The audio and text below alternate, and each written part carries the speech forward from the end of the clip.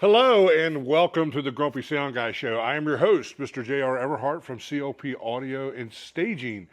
This week we're going to talk about Carvin. We're going to talk about Carvin Pro Audio. We're not going to talk about Carvin amplifiers and guitars and all that stuff. No, here on this channel it's all about middle market Pro Audio. So we're going to talk about Carvin Pro Audio. They have a rich history in the middle market. They were a force to be reckoned with for many, many decades inside the middle market. And that's kind of what we're going to dive into today. So stick around. You don't want to miss a second of today's show.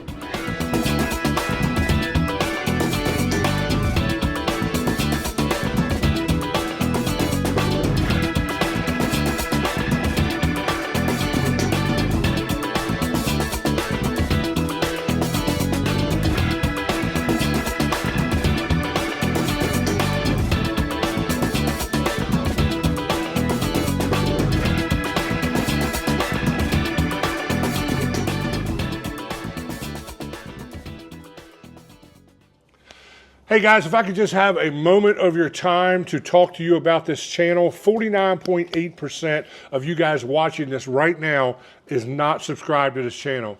Will you please hit that subscription button? It doesn't cost anything to subscribe to the channel on the public side here. And then that gives us tools and resources and for my marketing team to be able to do what we need to do to get this content out to people who really enjoy this sort of thing.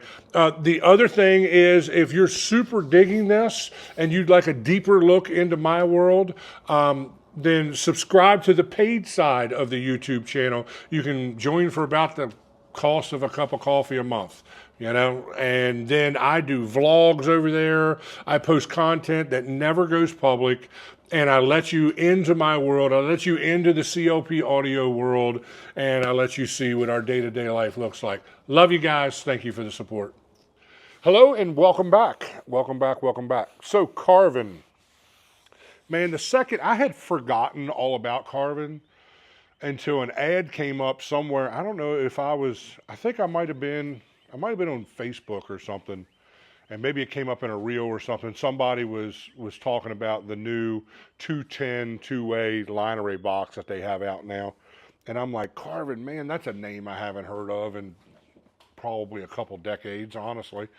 But man, back in the day, they were legit. We were definitely right all up in the middle market as far as, point source speakers, consoles, The biggest thing that I remember about Carvin was the Carvin catalog. You guys remember that? Some of you older cats will know. We're talking like back in the 80s and 90s here. You would get the Carvin catalog, and like the first half of it would be all the guitar stuff, and I'd go right to the back where it was all about Pro Audio. And they were really good about putting together these full turnkey systems where you could buy, this is the analog days now, you could buy a big 32 channel or 40 channel analog mixer with an amp rack. Racks were included, cabling was included, all the speakers that you need, monitors, amp rack for monitors. Just the whole deal for one price, one price out the door. And they would even finance some of that stuff, depending on your credit and all that kind of jazz and everything else. But they were all about trying to provide turnkey systems, for weekend warriors or middle market guys that were trying to just buy some gear that was durable. I think, and I've used a boatload of Carvin equipment over the years. They found their way into a lot of churches in my area for some reason. They had a pretty good track record for durability and all that kind of stuff. Lowell Kiesel, I think was the guy's name, and started the company in 1946. They had a Pro Audio factory out in San Diego that made Pro Audio all the way up until, I think it was in 15, they split. The guitar division went this way. I think they became Kiesel Guitars or something like that. And then Pro Audio went this way. And then in 2017, according to the internet, because everything we read on the internet's right. So if you're from Carvin and you're bucking what I'm saying here, go correct it on Google, because this is what Google is saying. In 2017, they closed down the California plant that was making Pro Audio and got out of the Pro Audio business. Now, when you go to Carvin.com right now, there's a limited list. I'm not going to say a full list because I don't see all the stuff that I used to see from Carvin on there. But they have some really cool pencil rigs with subs and little pencil line array things that like acoustic and singer-songwriter guys use. They have some point source speakers on there. Some looks like DJ level, maybe small band level, kind of like a clone of like K12, KW181 looking powered tops and subs. And then they have this new 5210 line array box out, which is basically in the same vein as like the HDL 20 or the SRX 910, two 10-inch and a horn. This looks like to be in a wooden box, which definitely got my attention because I much prefer wood over plastic. It looks like it's got some really cool, rubberized coating on it, like some of the higher end stuff has. But man, here's my fear. Here's where I'm worried. Okay, they were out of the business, out of the pro audio business for I don't even know how many years. They say in 2017 they closed down that division. The company is still run by the Kiesel family, which is kind of cool.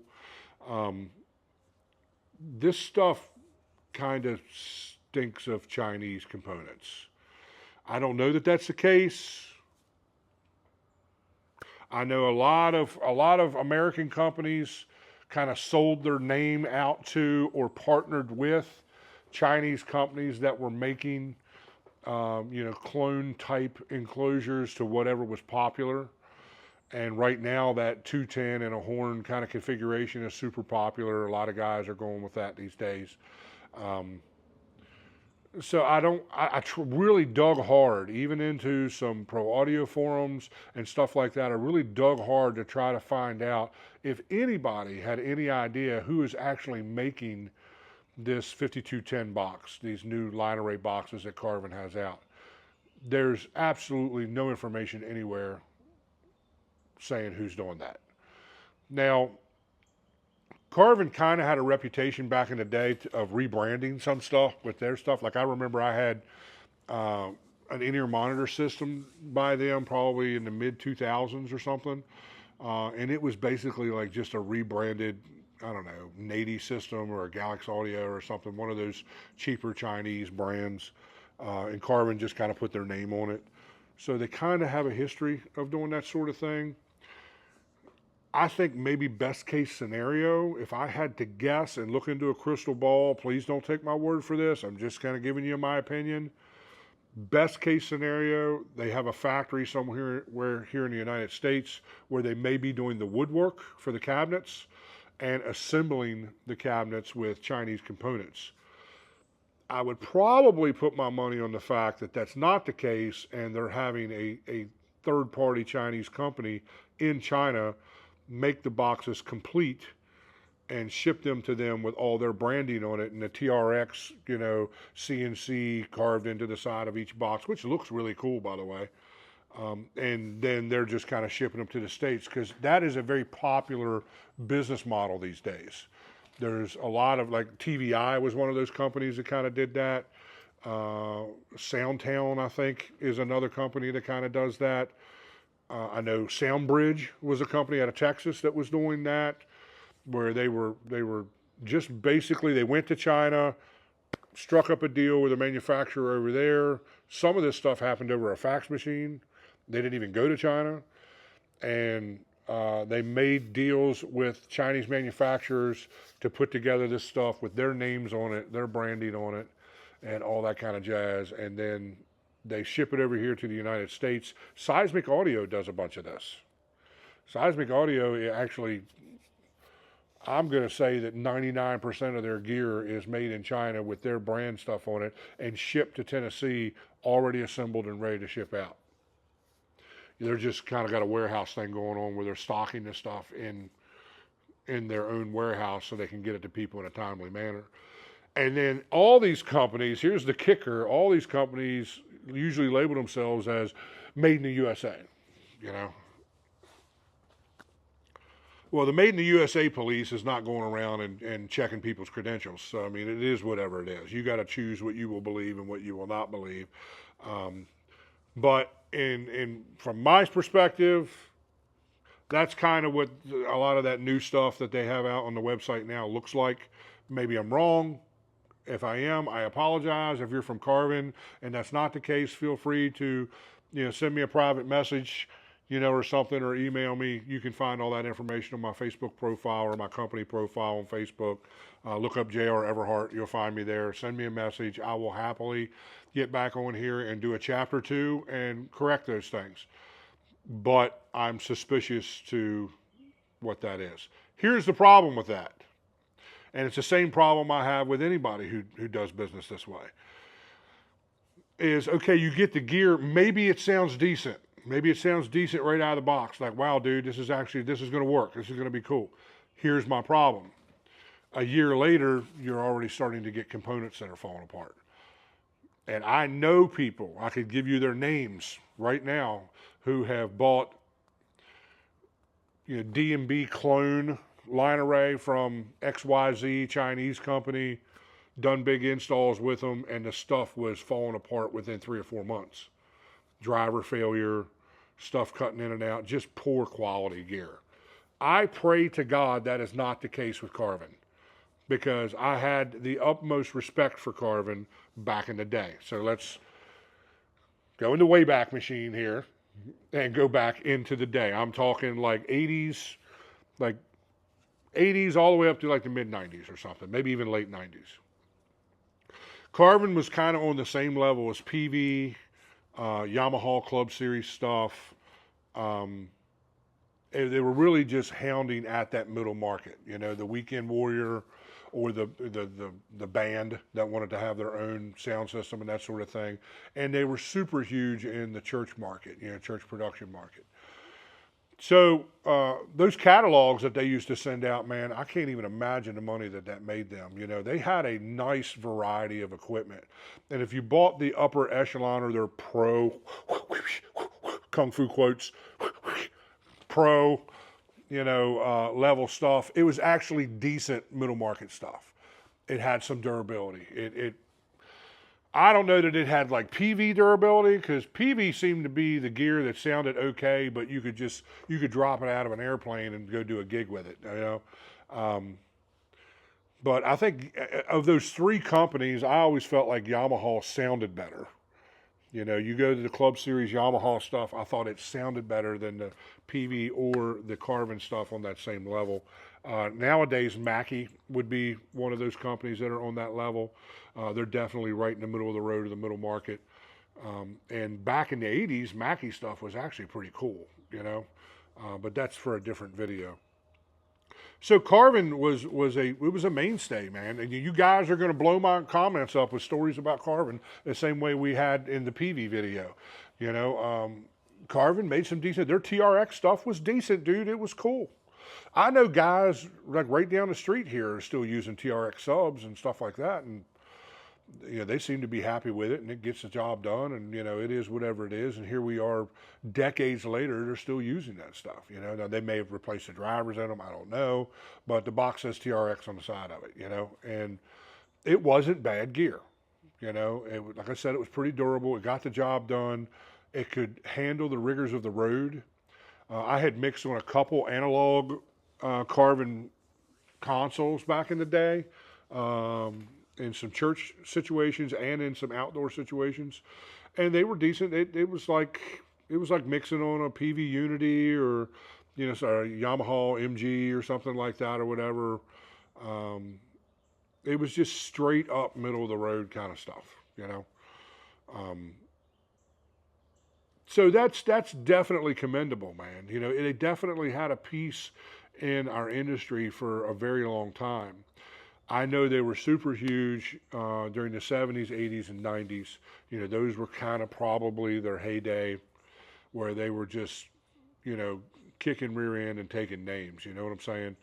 Hit me up in the comments and kind of talk to me about what your favorite, Carvin gear was, or what Carvin gear that you bought. Their amplifiers were great. I mean, they just were, they got it done, man. They made, crossovers and system processors and I mean everything. I think they even had microphones and stuff at one point. I don't know how much of that was rebranded stuff from other companies. Like I always wondered about their consoles. Like I don't know that they're building in California, 40 channel consoles. They may have been. It may have been, some other brand that they were rebranding. I have no idea. Maybe they were making all their own stuff. I know the stuff lasted and it sounded okay. Most of their consoles had 4-band EQ with one mid sweep. I remember that. In fact, the Carvin console was probably one of the first consoles I worked on coming up in the business that had a mid sweep like that, because that was something you found on, higher end consoles and stuff. And then PV started making consoles with a mid sweep. So you at least had one sweep. Most of the time we used that sweep to get out all the mud, or if there was a weird frequency in the room or something, we would use that to kind of get that out of the way. So yeah, that's kind of, the Carvin 101 story or whatever. I did notice in my research on some of the forums that there were people on there who said they had bought some of the newer gear, like in the last, couple years, and had catastrophic failure issues. Now, I have no idea what their user environment looked like. I don't know if they're idiots and don't know how to mix. I don't know if they abused them or plugged it into horrible power or whatever, but their power amplifiers specifically, there was repeated entries in the feed that I was reading of people saying, yeah, we had their, such and such amp and it lasted 3 gigs and took a dump on us, or, developed a hum, or, like a lot of there was some people on there talking about their in-ear monitoring stuff, that they're having issues with that. I had a Carvin, like I mentioned earlier, a Carvin in-ear monitor system, a wireless system. In fact, our whole band did at one point. That was probably back in like 2005 or 7 or something. And it was okay at best. Got a lot of RF interference, constantly having to scan, trying to get a clean frequency. It never sounded great. But in those days, I wasn't trying to do a full band mix in my ears. I was really just doing vocals, trying to get vocals in there, maybe a little bit of guitar or something. But we were loud on the stage as it was.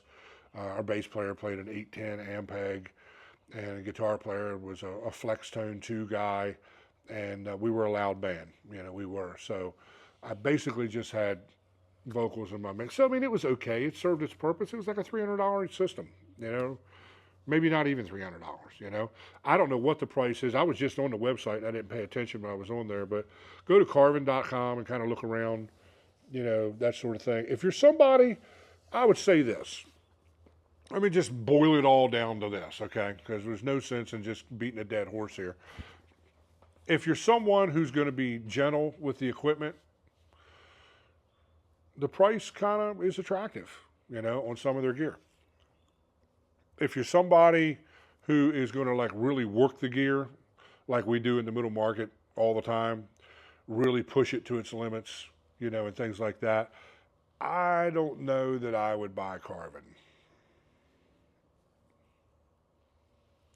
And with that being said, if I was running systems like that regularly, I don't know that I would buy a lot of QSC stuff. I don't know that I would buy a lot of Yamaha or EV or a lot of these Tupperware boxes with plate amplifiers on the back of them. I mean, I don't know. I mean, and I know there's going to be people that's going to hate on me and say, oh, I've had my K12 for, 816 years and run it at 400 dB all the time and never had a failure driver. Okay, dude, all right, whatever, What I'm saying is it will never stack up to, wooden boxes with quality drivers in them, whether it's passive or active.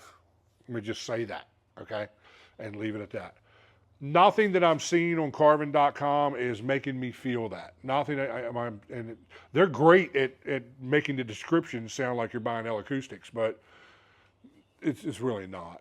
If you go over to Riddick or you go to Pro Sound Web or Gear Sluts or any of the pro audio forums or whatever, and search Carvin, that will tell the story. A lot of really cool stories about back in the day. A lot of really cool stories about durability, you know, and about the stuff lasting and really doing what you needed to do. And then a whole lot of stories about high fail rate on a lot of their newer stuff. That's their words, not mine. I have not owned any of the new Carvin stuff. I just discovered the 5210 box a week ago and thought, hey man, this would be a good time to do a video on Carvin because there's a name I haven't heard in a while, and that's why we're doing a video on Carvin today. Because I know there's a bunch of you guys that follow me that are like me, and you remember when Carvin was super cool. You know, you remember those catalogs that showed up at your house 3 times a year, you know, and that sort of thing, and how you were saving money and saving money and saving money to buy this turnkey system because it just made it so much easier to buy that system than to go buy everything individually. You know, I remember that, dude. I remember being that guy. I remember trying to save my nickels and dimes to buy stuff and to get gear to do what it is that we do. And there was a time and place when Carvin was as popular or more popular than anybody else in the middle market. Mackie, Yamaha, PV. PV probably ruled the roost, especially during the 70s and 80s. Specifically, and I said this in the PV video, specifically in the country music and bluegrass scene, because their gear really reproduces that mid-range nasally vocal stuff and all that mid-range instrument stuff really well. That's kind of what they're known for. To where Yamaha I always thought had a better representation of frequency response all the way across the, you know, the bandwidth. But I digress. You know, Carvin sounded kind of somewhere in between all that. You know, it was decent, it was good, and I know I keep repeating myself, but I just can't say enough about what it was back in the day. You know, in 5 years, if I have, you know, time or the opportunity to mix on one of their rigs and to put it out into the wild and really run it through its paces, then I will 100% come back here and give you my honest opinion of that. But at this stage of the game, I'm suspicious because you closed down your Pro Audio manufacturing plant in 2017, and now all of a sudden you got a fairly decent lineup of Pro Audio gear that looks suspiciously like Chinese equipment with your name on it. I don't know. I mean, you guys, you know, hit me in the comments. I mean, I don't know what is going on with them these days, or if that is the case, or if they reopened a manufacturing facility here in the States and they're actually making their own stuff, you know. Even if they're loading their gear with like RCF drivers and BNC drivers, at least those are reputable drivers from reputable companies, and you know, I could say, hey, dude, I'm interested in that. But I think if that was the case, they would mention that in their literature because they know that brand, those brands have selling power. Instead, they don't. They give you a bunch of raw specs that may or may not even be true, because I mean, there's a whole nother video we can do on how these companies lie about their you know, specs. I mean, I'm not going to mention the name of the company, but I literally broke out laughing when I was watching this review of somebody. They were reviewing some little stick pencil rig thing, and it had 2 6.5s in it and a horn. It wasn't a line array, it was a point source, and it plugged on a stand into like a single 18 sub or something. And the guy was saying that the box was 2,000 watts.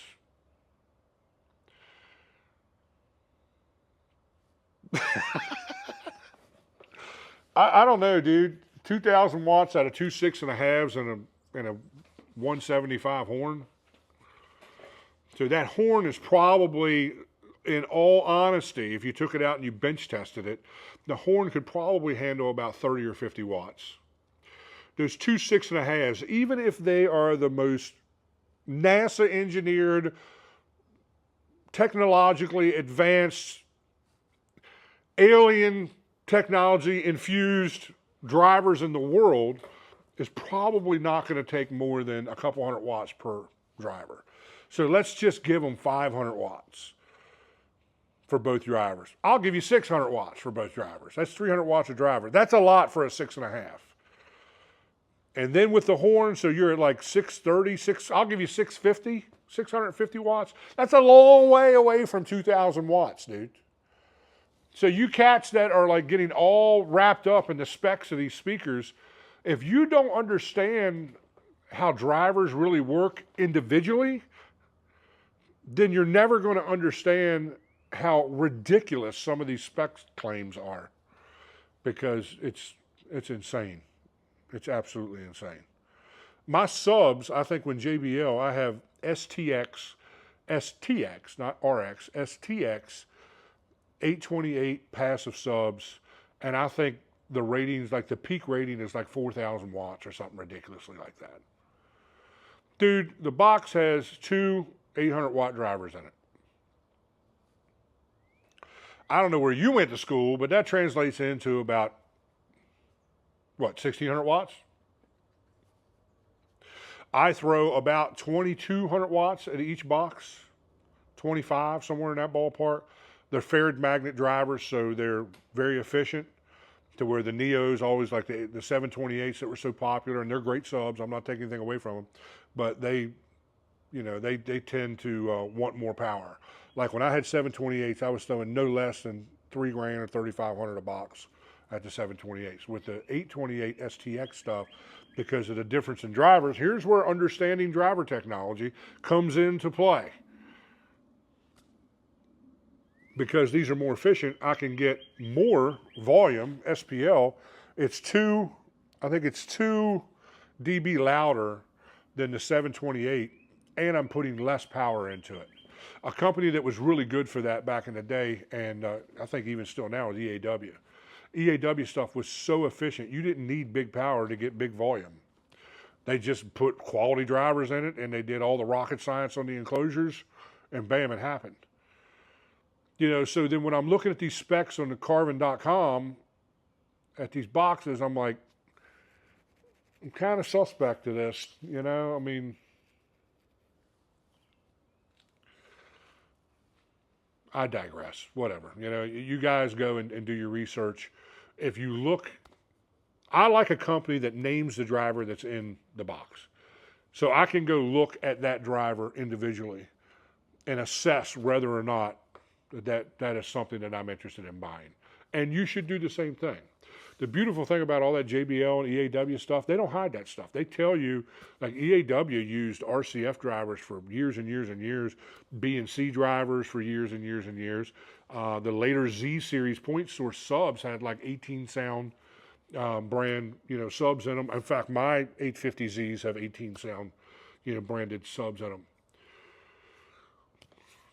The higher the quality of gear, usually the more reliable the specs are. But the middle market as a whole is inundated, absolutely inundated, with a bunch of bold-faced liar pants on fire companies. Mackey's horrible for it.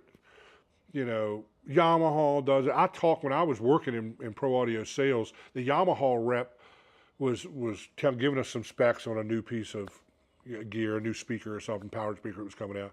And he was telling us the ratings on it. We all kind of looked at each other and laughed. He's like, look, dude, he goes, everybody else is lying about their ratings. Why shouldn't we? So there it is. That was right from the horse's mouth, dude. Right from the Yamaha rep's mouth. Of course, we knew everybody else was. JBL was lying. Everybody was lying, dude. EV's horrible for it. Lying. You ain't going to take a box that has a 15 and a horn in it and tell me that it's 4,000 watts, okay? You're out of your friggin' mind.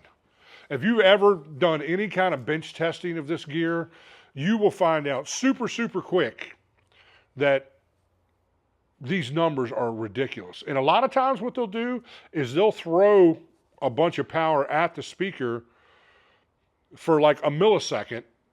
And then if the speaker doesn't catch on fire and blow, then that's the peak rating that they give the speaker. They didn't run that speaker for any length of time with that kind of power on it to say that that's a quality peak rating. Used to be you can go off all the RMS ratings. Like, okay, that's continuous, this RMS, Nowadays, I don't even trust those numbers sometimes. Or if you get a company that's even half-assed trying to be honest, they'll say that it's a, 2,500 or 3,000 watt box, but then continuous, it's only 700 watts or something. Okay, well, that continuous rating is probably closer to the truth the other stuff. But boy, they put big old stickers on everything and plaster it in your face that, at 10,000 watts, we got, a 112 and a horn floor wedge now that is now 10,000 watts. You can put 10,000 watts into it. No, really you can't. And I said all that to say, this is why I am suspicious of the things that I see on the Carvin.com website. Because I'm not an idiot. Because I understand driver technology and I understand, what numbers really should be and those sort of things. And it just comes from years and years and years of doing service and repair and reading spec manuals and all that. I mean, it's just, the business is so ridiculous these days. It really is when it comes to retail, middle market stuff. And then there'll be guys, especially these young guys, that will get on here and you'll probably end up in my comment section, which is okay. It's a free world. Say what you got to say. But you're going to get in there telling me how your Mackie Thump speakers are the greatest thing since sliced bread, and they're 815,000 watts, or whatever, or you covered a crowd of 20,000 people with one top and one single 18 sub, and the creator of Pro Audio himself came down from the upper echelons of audio godness and told you how wonderful your mix was, and dude, whatever. Let me just let you in on a little secret. No one cares, okay?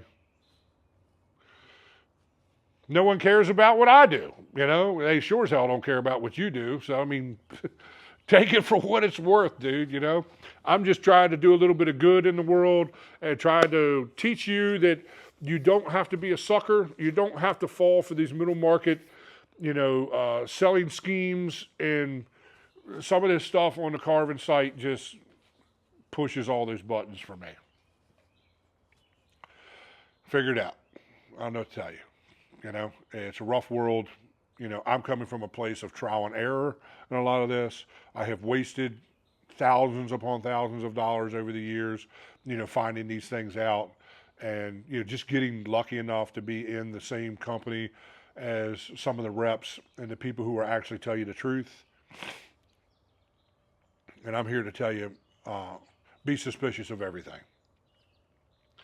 because everyone's fighting for your dollar, and they'll put whatever they got to put on the front of the ad for whatever it is you're looking at to convince you to get that dollar. Always go and listen to the gear. Always go and listen to the gear.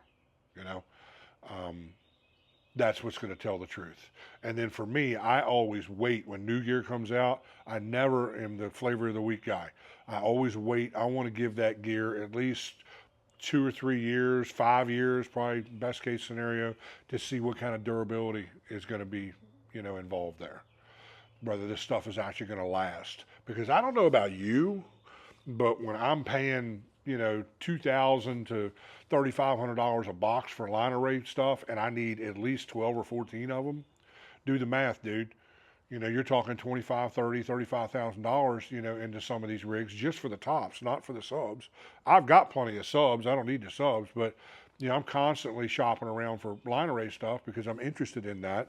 Whether I'm ever going to pull the trigger on it is another thing altogether. I can't seem to, get the bank to cooperate with me the way I want, because I refuse to pay some of the interest rates they want. And then the other thing is, too, my clients are happy with my point source stuff. No, I don't look like the hippest line array guy on the block, but no one ever complains. In fact, it's usually the other way. Usually everybody's raving about how good it is. So tell me again why I should spend 30 grand on your gear, dude, especially when it's not proven. And what we're slowly starting to figure out now is some of these plastic line array boxes with plate amplifiers in them, and just totally ignored, internal cooling and some of those principles, which makes no sense to me whatsoever. Now that stuff has been out there long enough where it's starting to fall apart. I see a lot of it on Facebook Marketplace, a lot of it on eBay, a lot of it on reverb.com, where guys are getting away from those, HDL 20, SRX 910, all that 210 and a horn kind of setup stuff, and they're trying to go a little further up the ladder to get the next level of quality, because when you have the stuff out regularly, it's getting rained on regularly because, you know, we live in a freaking tropical rainforest anymore. It seems like it rains every weekend now. Um, you're going to get the gear wet, dude.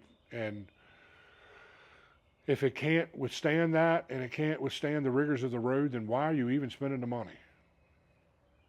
And I say that to warn you about not just this Carvin stuff, but anything that's out there. And I'm not hating on RCF. I love RCF. I think they make, you know, decent gear. Not hating on JBL. I own several truckloads of JBL gear. I'm just saying, shop smart, you know? Don't chase the flavor of the week gear. You know, give it some time to get out there and prove its worth in the market before you go and you know, take a second mortgage out on your house or something to buy a rig. Or even just take your hard-earned money and buy the stuff out of your pocket piece by piece. You know, I got a buddy of mine that did that. You know, I may do that. I don't know. I cannot stomach, you know, spending that kind of money. I don't know, man. It's just, that's a whole nother video. Anyways, I digress. That's kind of my take on this whole middle market, you know, gear with Carvin kind of thing.